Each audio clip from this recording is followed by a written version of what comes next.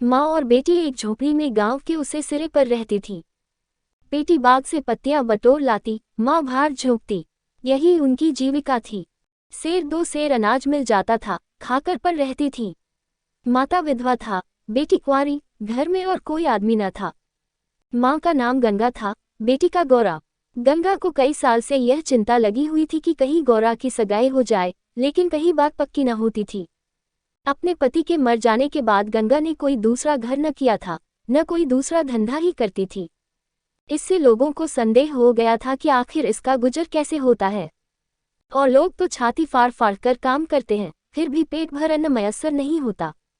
ये स्त्री कोई धंधा नहीं करती, फिर भी माँ बेटी आराम से रहती है, किसी के सामने हाथ नहीं फैलाती। इसमें कुछ न कुछ रहस्य अवश्य है। धीरे धीरे ये संदेह और भी दृढ़ हो गया और अब तक जीवित था। बिरादरी में कोई गौरा से सगाई करने पर राजी न होता था। शूद्रों की बिरादरी बहुत छोटी होती है, 10-5 कोस से अधिक उसका क्षेत्र नहीं होता, इसीलिए एक दूसरे के गुण दोष किसी से छिपे नहीं रहते, उन पर पर्दा ही डाला जा सकता है। इस भ्रांति को शांत करने के लिए माँ ने बेटी के साथ कई तीर्थ यात्राएं की। उड़ीसा तक हो आई, लेकिन संदेह न मिटा।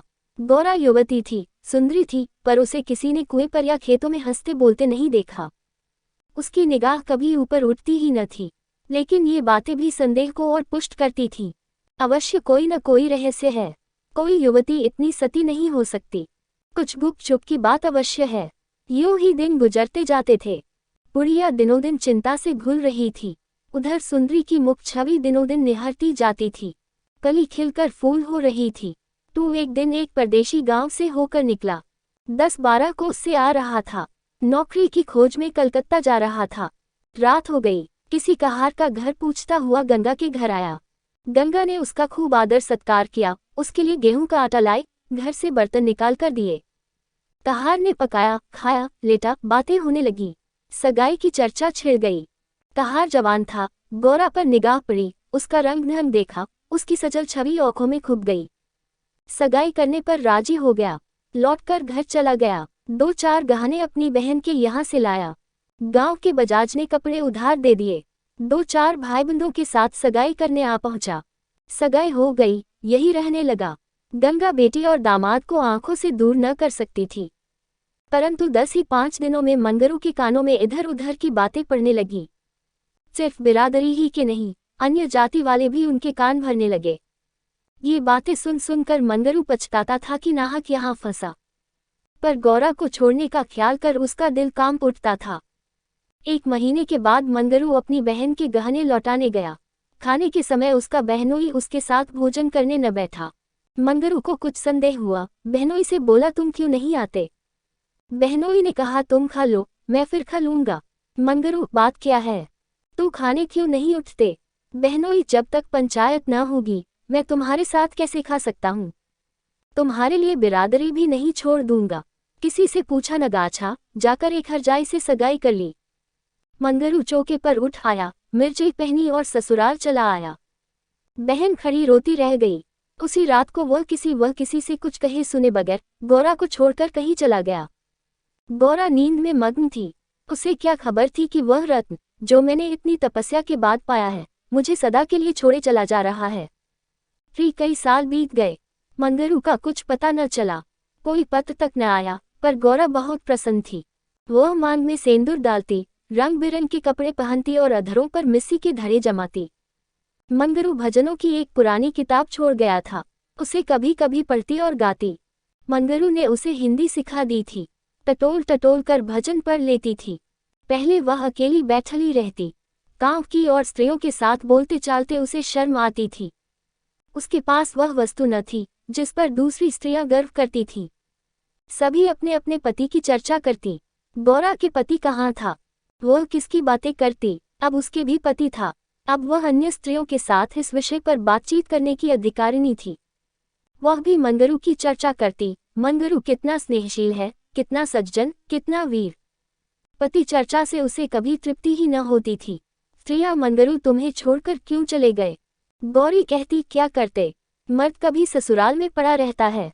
देश परदेश में निकलकर 4 पैसे कमाना ही तो मर्दों का काम है, नहीं तो मान मर्यादा का निर्वाह कैसे हो। जब कोई पूछता, चिट्ठपत्री क्यों नहीं भेजते? तो हंसकर कहती अपना पता ठिकाना बताने में डरते हैं। जानते हैं न, गौरा आकर सिर पर सवार हो जाएगी। सच कहती हूँ, उनका पता ठिकाना मालूम हो जाए तो यहाँ मुझसे एक दिन भी न रहा जाए। वो बहुत अच्छा करते हैं कि मेरे पास चिट्ठी पत्री नहीं भेजते। बेचारे परदेश में कहाँ घर गिरस्ती संभालते फिरेंगे। एक दिन किसी सहेली ने कहा, हम न मानेंगे, तुझसे जरूर मंगरू से झगड़ा हो गया है, नहीं तो बिना कुछ कहे सुने क्यों चले जाते। गौरा ने हंसकर कहा, बहन, अपने देवता से भी कोई झगड़ा करता है? वो मेरे मालिक हैं, भला मैं उनसे झगड़ा करूंगी? जिस दिन झगड़े की नौबत आएगी कहीं डूब मरूंगी। मुझसे कहकर जाने पाते, मैं उनके पैरों से लिपट न जाती। एक दिन कलकत्ता से एक आदमी आकर गंगा के घर ठहरा। पास ही के किसी गांव में अपना घर बताया। कलकत्ता में वह मंगरू के पड़ोस ही में रहता था। मंगरू ने उससे गौरा को अपने साथ लाने को कहा था। 2 साड़ियां और राह खर्च के लिए रुपये भी भेजे थे। गौरा फूली न समाई, बूढ़े ब्राह्मण के साथ चलने को तैयार हो गई। चलते वक्त वह गांव की सब औरतों से गले मिली। गंगा उसे स्टेशन तक पहुंचाने गई। सब कहते थे, बेचारी लड़की के भाग जग गए, नहीं तो यहाँ कुड़कुड़ कर मर जाती। रास्ते भर गौरा सोचती, न जाने वह कैसे हो गए होंगे। अब तो मुझे अच्छी तरह निकल आई होंगी। परदेश में आदमी सुख से रहता है। देह भर आई होगी, बाबू साहब हो गए होंगे। मैं पहले 2-3 दिन उनसे बोलूंगी नहीं, फिर पूछूंगी तुम मुझे छोड़कर क्यों चले गए। अगर किसी ने मेरे बारे में कुछ बुरा भला कहा ही था तो तुमने उसका विश्वास क्यों कर लिया? तुम अपनी आंखों से न देखकर दूसरों के कहने पर क्यों गए? मैं भली हूँ या बुरी हूँ तो तुम्हारी, तुमने मुझे इतने दिनों रुलाया क्यों?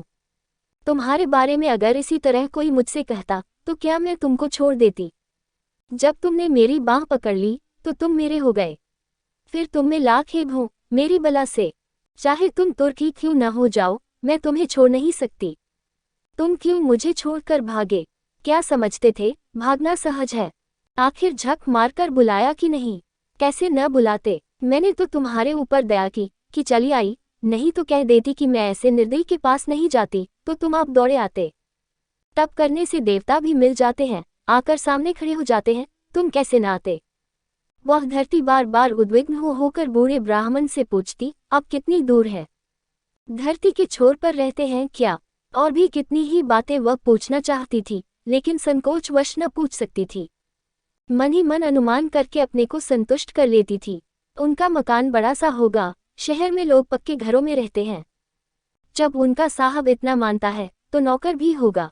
मैं नौकर को भगा दूंगी। मैं दिन भर पड़े पड़े क्या किया करूंगी।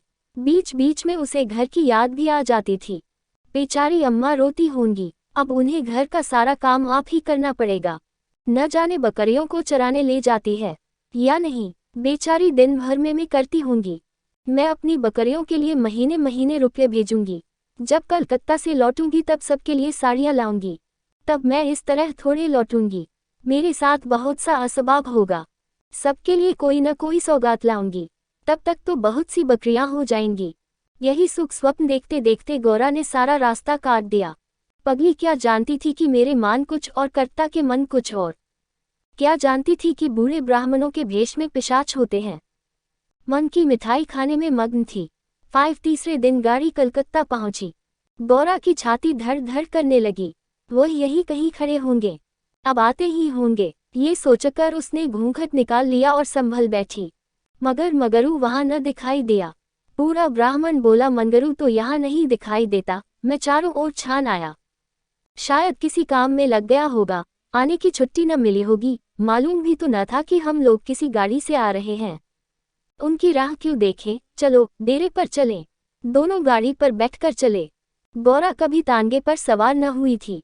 उसे गर्व हो रहा था कि कितने ही बाबू लोग पैदल जा रहे हैं, मैं तांगे पर बैठी हूँ। एक क्षण में गाड़ी मंगरू के डेरे पर पहुंच गई। एक विशाल भवन था, अहाता साफ सुथरा, सायबान में फूलों के गमले रखे हुए थे। ऊपर चढ़ने लगी, विस्मय, आनंद और आशा से। उसे अपनी सुधि ही न थी। सीढ़ियों पर चढ़ते चढ़ते पैर दुखने लगे। ये सारा महल उनका है, किराया बहुत देना पड़ता होगा।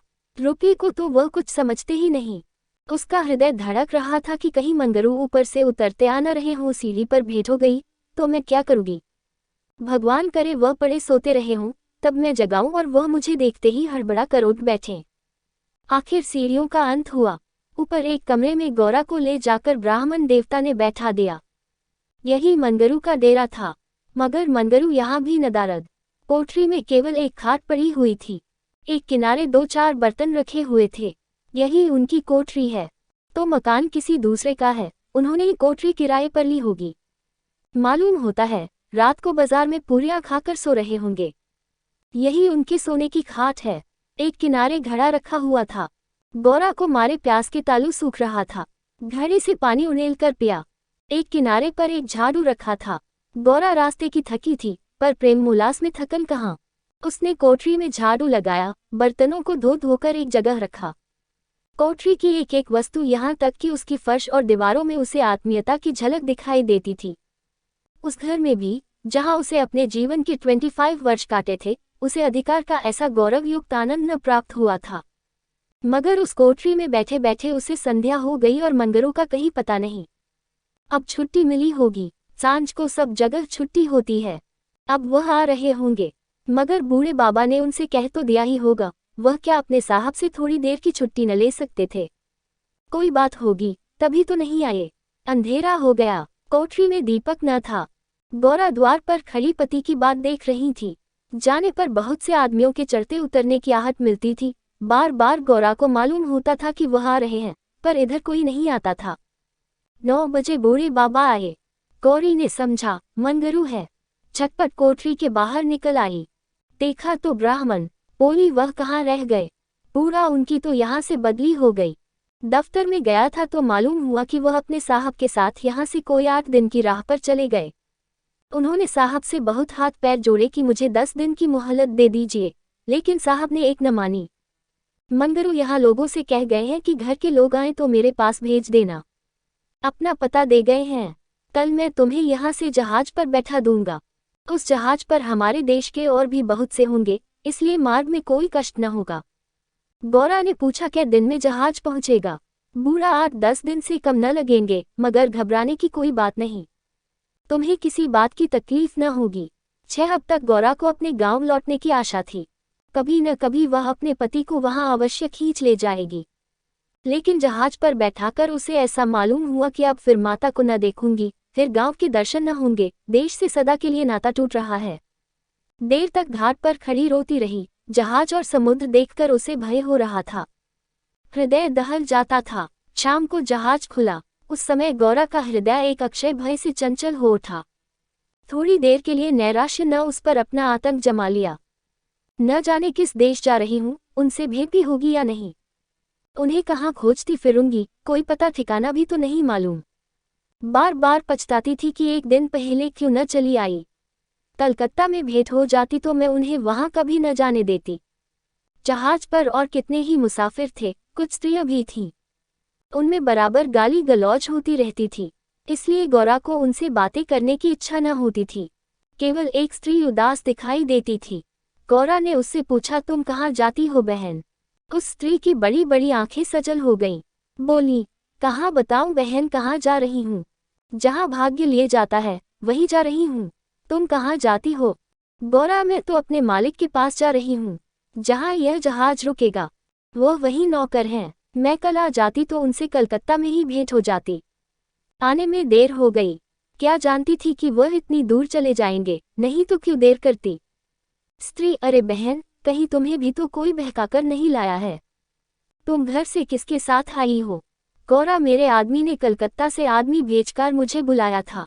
स्त्री वह आदमी तुम्हारा जान पहचान का था। गौरा नहीं, उस तरफ का एक बूढ़ा ब्राह्मण था। स्त्री वही लंबा सा दुबला पतला लकलक बूढ़ा, जिसकी एक आंख में फूली पड़ी हुई है। गौरा हाँ हाँ वही। क्या तुम उसे जानती हो। स्त्री उसी दुष्ट ने तो मेरा भी सर्वनाश किया। ईश्वर करे उसकी सातों पुश्ते नरक भोगे, उसका निर्वश हो जाए, कोई पानी देने वाला भी न रहे, कोड़ी होकर मरे।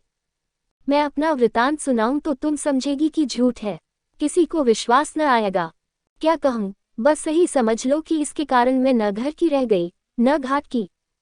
किसी को मुंह नहीं दिखा सकती, मगर जान तो बड़ी प्यारी होती है। मिर्च के देश जा रही हूँ कि वहीं मेहनत मजदूरी करके जीवन के दिन काटूं। गौरा के प्राण नहीं में समा गए। मालूम हुआ जहाज अथाह जल में डूबा जा रहा है। समझ गई बूढ़े ब्राह्मण ने दगा की। अपने गांव में सुना करती थी कि गरीब लोग मिर्च में भर्ती होने के लिए जाया करते हैं, मगर जो वहां जाता है वह फिर नहीं लौटता।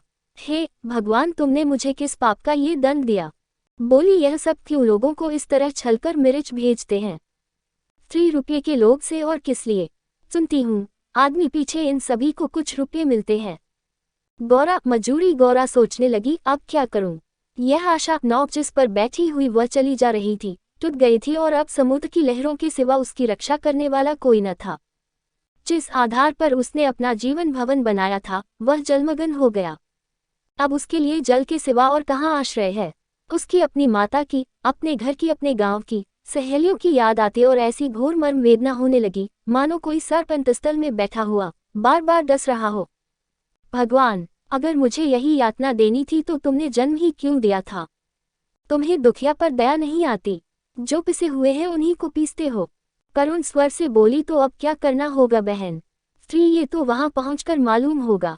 अगर मजूरी ही करनी पड़ी तो कोई बात नहीं, लेकिन अगर किसी ने कुदृष्टि से देखा तो मैंने निश्चय कर लिया है कि या तो उसी के प्राण ले लूंगी या अपने प्राण दे दूंगी। ये कहते कहते उसे अपना वृतांत सुनाने की वह उत्कट इच्छा हुई जो दुखियों को हुआ करती है। बोली, मैं बड़े घर की बेटी और उससे भी बड़े घर की बहू हूं, पर अभागिनी। विवाह के तीसरे ही साल पतिदेव का देहांत हो गया। चित्त की कुछ ऐसी दशा हो गई कि नित्य मालूम होता कि वह मुझे बुला रहे हैं। पहले तो औंख झपकते ही उनकी मूर्ति सामने आ जाती थी, लेकिन फिर तो ये दशा हो गई कि जागृत दशा में भी रह रहकर उनके दर्शन होने लगे। बस यही जान पड़ता था कि वह साक्षात खड़े बुला रहे हैं। किसी से शर्म के मारे कहती न थी, पर मन में ये शंका होती थी कि जब उनका देहावसान हो गया है तो वह मुझे दिखाई कैसे देते हैं। मैं इसे भ्रांति समझकर चित्त को शांत न कर सकती। मन कहता था, जो वस्तु प्रत्यक्ष दिखाई देती है वह मिल क्यों नहीं सकती? केवल वह ज्ञान चाहिए। साधु महात्माओं को सिवा ज्ञान और कौन दे सकता है? मेरा तो अब भी विश्वास है कि अभी ऐसी क्रियाएं हैं जिनसे हम मरे हुए प्राणियों से बातचीत कर सकते हैं, उनको स्थूल रूप में देख सकते हैं। महात्माओं की खोज में रहने लगी। मेरे यहाँ अक्सर साधु संत आते थे, उनसे एकांत में इस विषय में बातें किया करती थी, पर वे लोग सदुपदेश देकर मुझे टाल देते थे। मुझे सदुपदेशों की जरूरत न थी। मैं वैधव्य धर्म खूब जानती थी। मैं तो वह ज्ञान चाहती थी जो जीवन और मरण के बीच का पर्दा उठा दे। 3 साल तक मैं इसी खेल में लगी रही।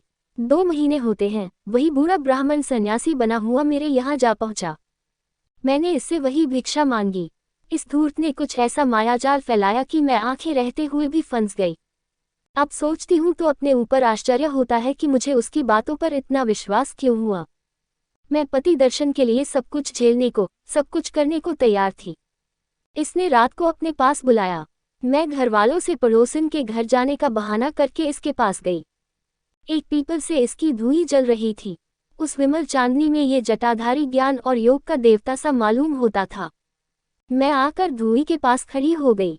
उस समय यदि बाबाजी मुझे आग में कूद पड़ने की आज्ञा देते तो मैं तुरंत कूद पड़ती। इसने मुझे बड़े प्रेम से बैठाया और मेरे सिर पर हाथ रखकर न जाने क्या कर दिया कि मैं बेसुध हो गई। फिर मुझे कुछ नहीं मालूम कि मैं कहाँ गई, क्या हुआ। जब मुझे होश आया तो मैं रेल पर सवार थी। जी में आया कि चिल्लाऊं, पर यह सोचकर कि अब गाड़ी रुक भी गई और मैं उतर भी पड़ी तो घर में घुसने न पाऊंगी, मैं चुपचाप बैठी रह गई। मैं परमात्मा की दृष्टि से निर्दोष थी, पर संसार की दृष्टि में कलंकित हो चुकी थी। रात को किसी युवती का घर से निकल जाना कलंकित करने के लिए काफी था। जब मुझे मालूम हो गया कि सब मुझे टापू में भेज रहे हैं तो मैंने जरा भी आपत्ति नहीं की। मेरे लिए अब सारा संसार एक सा है। जिसका संसार में कोई न हो उसके लिए देश परदेश दोनों बराबर है। हाँ, ये पक्का निश्चय कर चुकी हूँ कि मरते दम तक अपने सत की रक्षा करूंगी। विधि के हाथ में मृत्यु से बढ़कर कोई यातना नहीं। विधवा के लिए मृत्यु का क्या भय? उसका तो जीना और मरना दोनों बराबर हैं, बल्कि मर जाने से जीवन की विपत्तियों का तो अंत हो जाएगा। गौरा ने सोचा, इस स्त्री में कितना धैर्य और साहस है। फिर मैं क्यों इतनी कातर और निराश हो रही हूँ? जब जीवन की अभिलाषाओं का अंत हो गया तो जीवन के अंत का क्या डर। बोली, बहन, हम और तुम एक जगह रहेंगी। मुझे तो अब तुम्हारा ही भरोसा है। स्त्री ने कहा, भगवान का भरोसा रखो और मरने से मत डरो। सघन अंधकार छाया हुआ था। ऊपर काला आकाश था, नीचे काला जल। गौरा आकाश की ओर ताक रही थी, उसकी संगिनी जल की ओर। उसके सामने आकाश के कुसुम थे, इसके चारों ओर अनंत, अखंड, अपार अंधकार था। जहाज से उतरते ही एक आदमी ने यात्रियों के नाम लिखने शुरू किए। इसका पहनावा तो अंग्रेजी था, पर बातचीत से हिंदुस्तानी मालूम होता था। गौरा सिर झुकाए अपनी संगिनी के पीछे खड़ी थी। उस आदमी की आवाज सुनकर वह चौंक पड़ी। उसने दबी आंखों से उसको और देखा।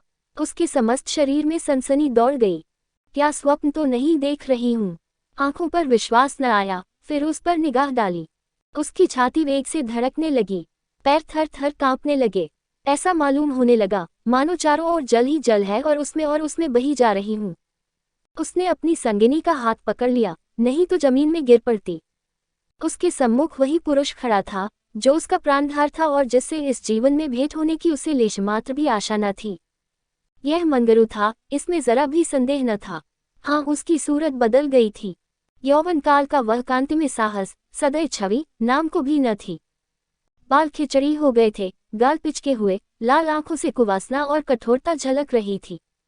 पर था वह मंगरू। गौरा के जी में प्रबल इच्छा हुई कि स्वामी के पैरों से लिपट जाऊं। चिल्लाने का जी चाहा, पर संकोच ने मन को रोका। बूढ़े ब्राह्मण ने बहुत ठीक कहा था। स्वामी ने अवश्य मुझे बुलाया था और आने से पहले यहाँ चले आए। उसने अपनी संगिनी के कान में कहा, बहन, तुम उस ब्राह्मण को व्यर्थ ही बुरा कह रही थी। यही तो वह है जो यात्रियों के नाम लिख रहे हैं। स्त्री साच खूब पहचानी हो। गौरा बहन, क्या इसमें भी हो सकता है? स्त्री, तब तो तुम्हारे भाग जग गए, मेरी भी सुधी लेना। गौरा, भला बहन, ऐसा भी हो सकता है कि यहाँ तुम्हें छोड़ दूं? मंगरू यात्रियों से बात बात पर बिगड़ता था, बात बात पर गालियां देता था। कई आदमियों को ठोकर मारे और कई को केवल गांव का जिला न बता सकने के कारण धक्का देकर गिरा दिया। गौरा मन ही मन गड़ी जाती थी। साथ ही अपने स्वामी के अधिकार पर उसे गर्व भी हो रहा था। आखिर मंगरू उसके सामने आकर खड़ा हो गया और कुचेष्टापूर्ण नेत्रों से देखकर बोला, तुम्हारा क्या नाम है? गौरा ने कहा, गौरा। मंगरू चौंक पड़ा, फिर बोला, घर कहाँ है? मदनपुर, जिला बनारस। ये कहते कहते हंसी आ गई। मंगरू ने अब की उसकी ओर ध्यान से देखा, तब लपक कर उसका हाथ पकड़ लिया और बोला, गौरा, तुम यहाँ कहाँ? मुझे पहचानती हो? गौरा रो रही थी, मुँह से बात न निकलती। मंगरू फिर बोला, तुम यहाँ कैसे आई? गौरा खड़ी हो गई, आंसू पोंछ डाले और मंगरू की ओर देखकर बोली, तुम्ही ने तो बुला भेजा था। मंगरू, मैं तो 7 साल से यहाँ हूँ। गौरा, तुमने उसे बूढ़े ब्राह्मण से मुझे लाने को नहीं कहा था। मंगरू, कह तो रहा हूँ, मैं 7 साल से यहाँ हूँ। मरने पर ही यहाँ से जाऊंगा। भला तुम्हें क्यों बुलाता? गौरा को मंगरू से इस निष्ठुरता का आशा न थी। उसने सोचा, अगर यह सत्य भी हो कि इन्होंने मुझे नहीं बुलाया, तो भी इन्हें मेरा यूं अपमान न करना चाहिए था। क्या वह समझते हैं कि मैं इनकी रोटियों पर आई हूँ? ये तो इतने ओछे स्वभाव के न थे। शायद दर्जा पाकर इन्हें मद हो गया है। नारी सुलभ अभिमान से गर्दन उठाकर उसने कहा, तुम्हारी इच्छा हो तो अब यहाँ से लौट जाऊं, तुम्हारे ऊपर भार बनना नहीं चाहती। मंगरू कुछ लज्जित होकर बोला, अब तुम यहाँ से लौट नहीं सकती गौरा। यहाँ आकर बिरला ही कोई लौटता है। ये कहकर वह कुछ देर चिंता में मग्न खड़ा रहा, मानो संकट में पड़ा हुआ हो कि क्या करना चाहिए। उसकी कठोर मुखाकृति पर दीनता का रंग झलक पड़ा। तब कातर स्वर से बोला, जब आ ही गई हो तो रहो। जैसी कुछ पड़ेगी देखी जाएगी। गौरा, जहाज फिर कब लौटेगा? मंगरू, तुम यहाँ से 5 बरस के पहले नहीं जा सकती।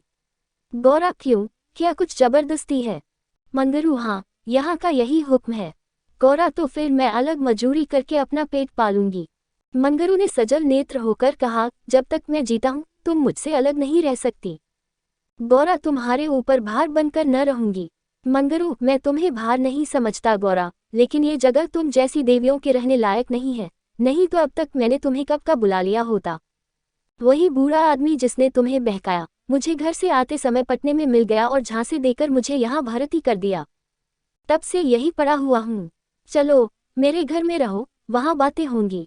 ये दूसरी औरत कौन है? गौरा, यह मेरी सखी है। इन्हें भी बूढ़ा बहका लाया।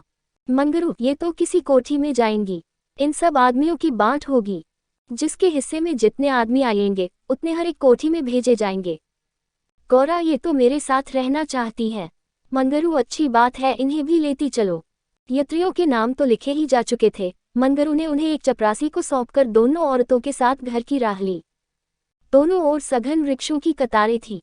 जहां तक निगाह जाती थी ऊख ही ऊख दिखाई देती थी। समुद्र की ओर से शीतल निर्मल वायु के झोंके आ रहे थे। अत्यंत सुरम्य दृश्य था, पर मंगरू की निगाह उस ओर न थी। वह भूमि की ओर ताकता, सिर झुकाए संदिग्ध चवाल से चला जा रहा था, मानो मन ही मन कोई समस्या हल कर रहा था। थोड़ी ही दूर गए थे कि सामने से दो आदमी आते हुए दिखाई दिए। समीप आकर दानव रुक गए और एक ने हंसकर कहा, मंगरू, इनमें से एक हमारी है। दूसरा बोला, और दूसरा मेरी। मंगरू का चेहरा तमतमा उठा था। भीषण क्रोध से कांपता हुआ बोला, ये दोनों मेरे घर की औरतें हैं। समझ गए। इन दोनों ने जोर से कह कहा मारा और एक ने गौरा के समीप आकर उसका हाथ पकड़ने की चेष्टा करके कहा, यह मेरी है, चाहे तुम्हारे घर की हो चाहे बाहर की। बच्चा, हमें चकमा देते हो। मंगरू, कासिम, इन्हें मत छेड़ो, नहीं तो अच्छा न होगा। मैंने कह दिया, मेरे घर की औरतें हैं। मंगरू की आंखों से अग्नि की ज्वाला सी निकल रही थी। वह दानों के उसके मुख का भाव देखकर कुछ सहम गए और समझ लेने की धमकी देकर आगे बढ़े। किंतु मंगरू के अधिकार क्षेत्र से बाहर पहुंचते ही एक ने पीछे से ललकार कर कहा, देखे कहाँ लेके जाते हो। मंगरू ने उधर ध्यान नहीं दिया, जरा कदम बढ़ाकर चलने लगा। जैसे संध्या के एकांत में हम कब्रिस्तान के पास से गुजरते हैं, हमें पग पग पर यह शंका होती है कि कोई शब्द कान में न पड़ जाए, कोई सामने आकर खड़ा न हो जाए, कोई जमीन के नीचे से कफन उड़े उठ न खड़ा हो। गौरा ने कहा, ये दानव बड़े शोहदे थे मंगरू, और मैं किस लिए कह रहा था कि यह जगह तुम जैसी स्त्रियों के रहने लायक नहीं है। सहसा दाहिनी तरफ से एक अंग्रेज घोड़ा दौड़ाता आ पहुंचा और मंगरू से बोला, वेल जमादार, ये दोनों औरतें हमारी कोठी में रहेगा। हमारे कोठी में कोई औरत नहीं है।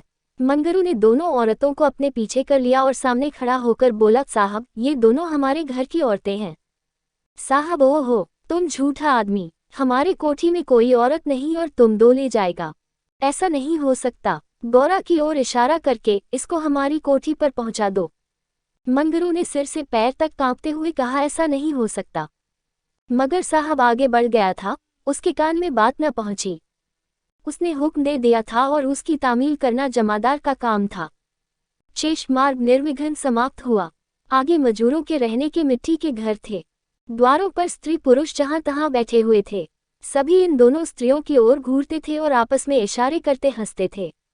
गौरा ने देखा, उनमें छोटे बड़े का लिहाज नहीं है, न किसी की आंखों में शर्म है।